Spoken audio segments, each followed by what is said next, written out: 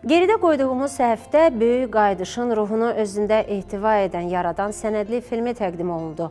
44 günlük zəfərimizin 5-ci il dönümünə həsr olunan sənədli ekran əsəri Azərbaycan Jurnalistlər Şəbəkəsinin ərsəyə gətirdiyi Qarabağ və Şərqi Zəngəzurun yenidən doğuluşunu əks etdirən möhtəşəm bir sənət abidəsi adlandırmaq olar.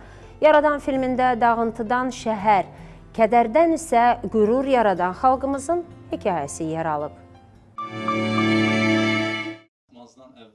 Azərbaycan Jurnalistlər Şəbəkəsi İctimai Birliyinin hazırladığı Qarabağ və Şərqi Zəngəzurun yenidən doğuluşuna həsr olunan möhtəşəm sənədli film Yaradanın təqdimat mərasimi böyük ruh yüksəkliyi ilə keçirilib. 44 günlük vətən müharibəsində qazandığımız zəfərin 5-ci il dönümünə həsr olunan bu ekran əsəri yalnız tikilən divarlardan deyil, yenidən bərpa edilən könüllərdən bəhs edir. Film tarixi zəfərimizin ardınca başlayan geniş miqyaslı bərpa quruculuq işlərini və böyük qayıdışın ruhunu insan taleləri fonunda canlandırır. Bu, sadəcə bir torpağın deyil, bir xalqın kədərdən qürura, xatirədən isə gələcəyə yolçuluğunun hekayəsidir.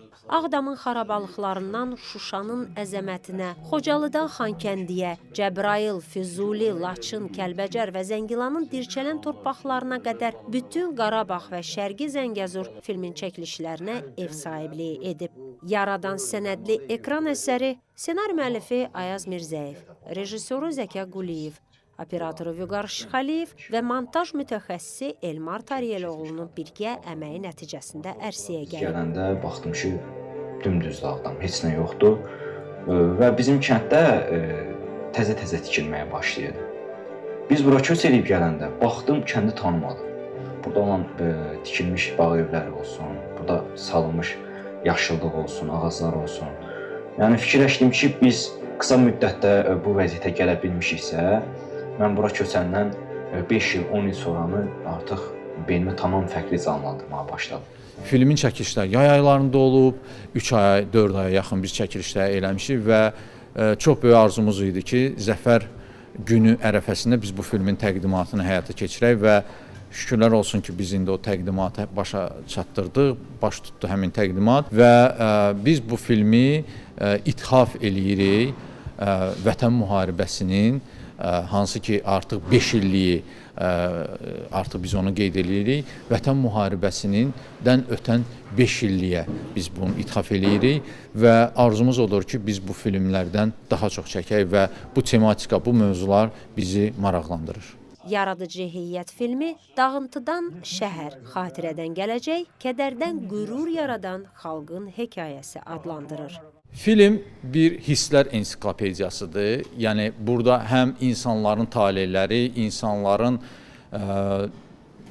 Qarabağ müharibəsindən əvvəlki dövr, Qarabağ deməli işğal dövrü və Qarabağın işğaldan azad olunduğu dövr əhatə edən o hisslərini bildirən bir filmdir.